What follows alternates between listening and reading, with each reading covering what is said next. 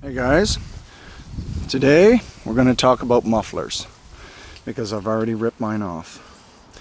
This thing here was loud, and remember when I did the front wheel bearings on this one, not the front wheel bearing, excuse me, the exhaust manifold gasket that's actually up inside there, right where you see the light, there's a patch, and I exhaust gasket and I put in a split flange. So at the time, because of course of the e-test here in Canada, I had to cover over this hole. There was a hole right here and I patched it with this hose clamp.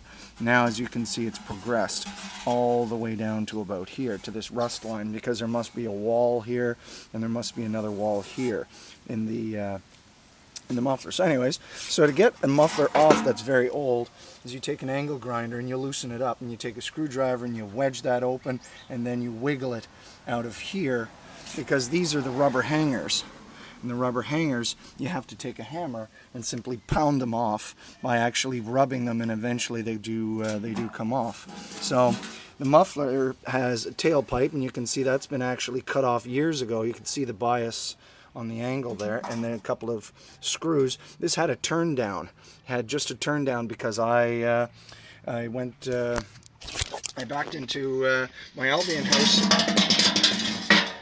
Albion house too quickly, and caught the side of a snowbank, and sure enough it bent the tailpipe. So I went to Kenny Upol and I found this one here with some high temperature paint on it, and worked just perfectly. So again, outlet, you can see I was able to remove it carefully, and these of course are those hangers. So this one here doesn't have hardly any rust on it whatsoever. It's in great shape, you can see. So I like that. And of course the tailpipe is going to be on this side, and I've got the tailpipe right here. So this is in great shape. You can see where it used to be. So again, a little bit of trim clad, clean it up. So for the price, this was a couple of $100 new. So for literally 20 bucks, you can be able to get a used muffler. But let's fire this thing up, shall we? Because let's take a look at where it is. So because this is a long box, this is a long box Dodge. So I have a center pipe, which is enormous. Get up underneath here on some cardboard, and underneath here I have a muffler.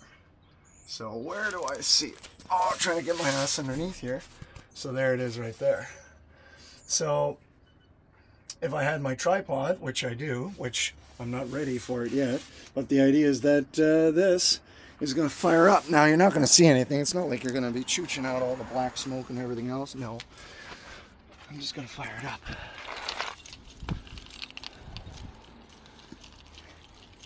So we'll take a look as an example. Just took the angle grinder, and then of course some clamps.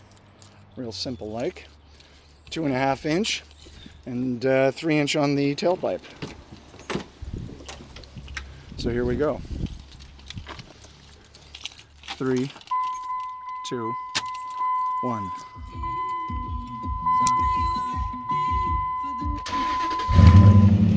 Oh yeah, that sounds good.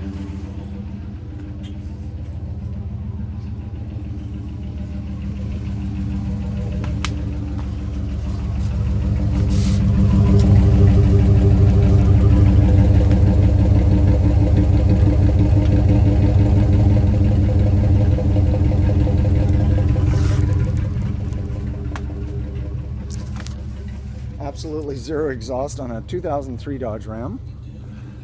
It's not too bad. I've heard worse. Turn this crap off here.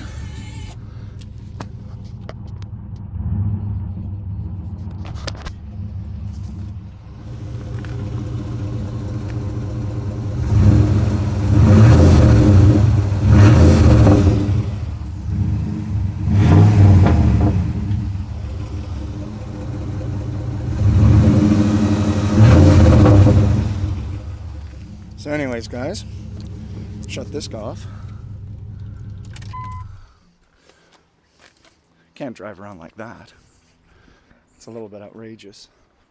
So anyways, we're going to put this muffler on by simply shoving it into place, clamping it on good, and again taking the tailpipe, slide it over the axle, and then connect it up, put it on with the rubber hangers. So I've got a couple left because I still have mine underneath the truck. So of course I saved these because they would have been destroyed, crushed, gone to China, all that business.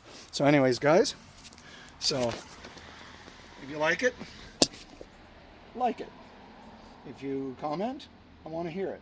Do you like this vehicle? It's extra long and it's loud.